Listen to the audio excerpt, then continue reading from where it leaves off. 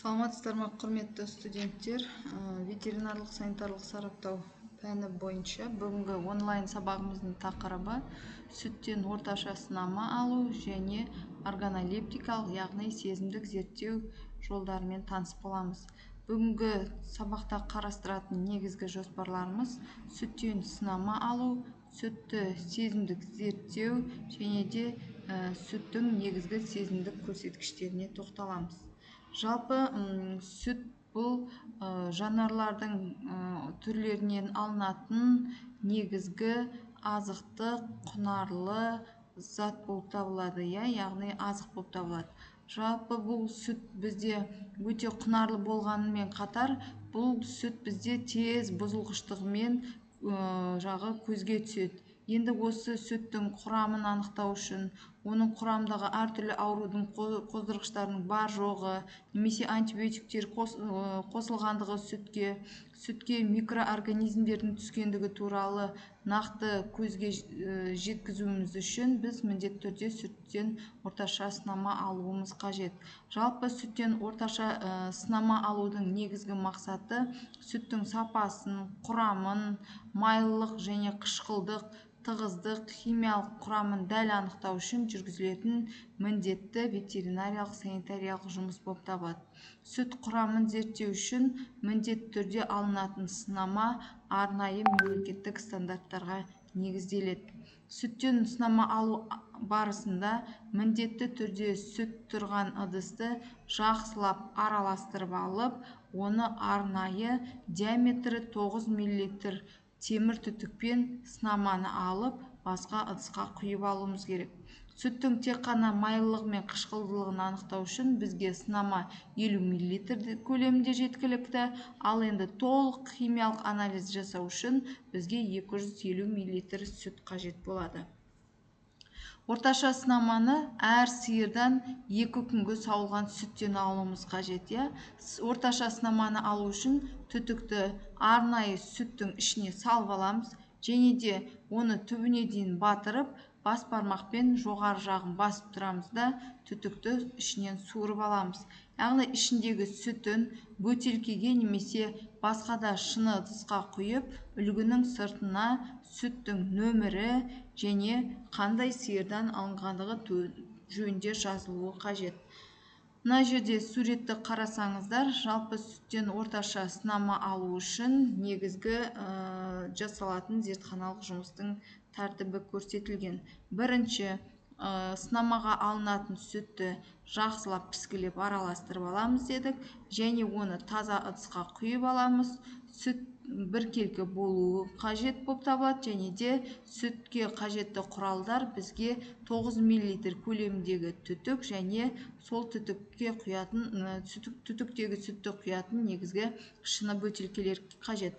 Енді сынама алудың ретіне келетін болсақ, жаңа айтып кеткеніміздей, түтікті міндетті түрде сүтке салғаннан кейін оны сүттің түбіне дейін батырып аламыз да, түтікті бас бармақпен жауып, одан кейін түтікті суырып алған кезде ішінде ауа арқылы түтіктің ішінде сүт қалады.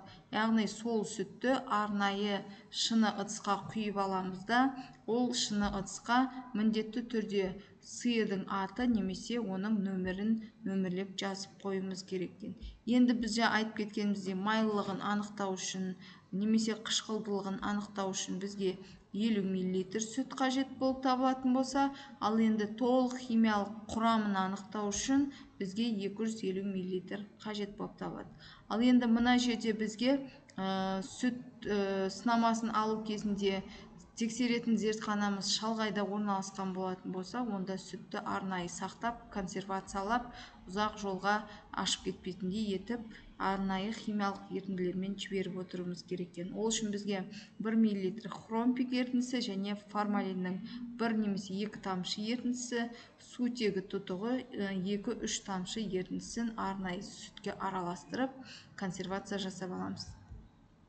Енді сүттің негізгі сезімдік көрсеткіштеріне келетін болсақ, жалпы таза сүттің түсі өзіне тән ақ немесе сарғыш түсті келеді. Ол жердегі түсінің өзгеруі негізінен бұзылғандығын көрсетеді. көбінесе сүттің ішіне кейбір микроорганизмдер түскен кезде, немесе сиыр көк түсті пигменті бар жағы тоғай шөбін жеген кезде, және де желінсау мен туберкулез секілді аурулармен ауырған болса, немесе сүтке су қосатын болса, оның майын қалқып алған жағдайда, сүтті қалай ыдысқа құйған кезде, және бұндай жағдайларда сүттің түсінің көкшіл тартуына алып келіп соғады.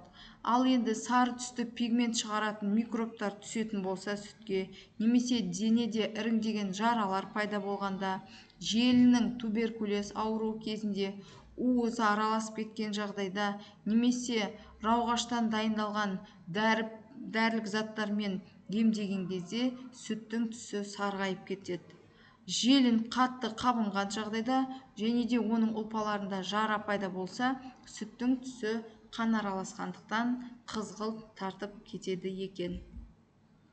Мынау біздегі қарап отырсаңыздар, табиғи қалыпты жағдайдағы ақ немесе ақ сары түсті сүттің көрінісі. Келесі сүттің иісі, яғни сезімдік көрсеткіштерінің бірі, бұл сүттің иісіне тоқталайық. Таза сүттің өзіне тән сүйкімді, жағымды иісі болады. Ал егер сүтке ішек таяқшалары араласып кететін болса, немесе сүттің беті ашық ыдысқа құйылған мал қорасының ішінде ұзақ уақыт тұрып қалатын болса, немесе сүттен аммиактың иісі сезілу жағдайлары көрініс береді. Сиыр азығының ішінде, мысалы, нормадан көп 40 қабат жеген жағдайда сүтке ішек таяқшаларының кейбір түрлері және де сәулеленетін микроорганизмдер түскен жағдайда сүттен 40 қабаттың иісі шығады. Яғни сіз сүттің иісінің, түсінің өзгеруі тікелей сүтпен қандай әрекеттік жұмыстар жасалса, онда сүттің иісінің, сүттің түсінің, дәмінің өзгеру жағдайларына келеді екен. Мысалы, креолин, скипидар, карбол қышқылы, қарамай, йодоформ секілді иістері өткір дәрілермен емделген сиыр сүтінде, яғни осы аталған дәрілердің дәмі, иісі сезіліп тұрады. Сүттің майы көбінесе ашыған жағдайда, одан сүт қышқылының иісі мүңкіп тұрады. Сүттің дәміне келетін болсақ, жалпы таза, қалыпты, сапалы сүттің өзіне тән тәттілеу дәмі болады. Яғни ол жерде сүттің құрамында сүт қантының кездесуіне байланысты. Сауын сиырға көбінесе балық ұнын бергенде және балдыры бар сумен суғарған кезде сиырдың сүті балық татып тұрады. Сонымен қатар сиыр жусан жесе, немесе дала қышасын жесе, көгеріп кеткен сұлы мен арпа сабанын жеген жағдайда, шіріген қызылша немесе дымқылданған картоп сияқты азықтарды жеген болса, онда ондай сүттен бактерия мен ашытқыштар өсіп өнетін болса, ол сүтте сүттің дәмі өзгеріп, ащы тати бастайды.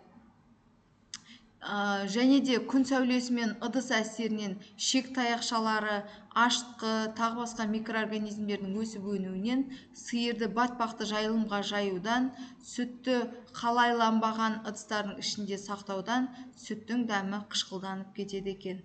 Яғни бұл жерде міндетті түрде сүтті сақтаудың негізгі ережелерін білуіміз керек. Сүттің құрамы, дәмі, иісі бұзылып кетпес үшін. Бүгінгі онлайн тақырыбымыздың тақырыбы осы. Кері байланыс жасап сабақ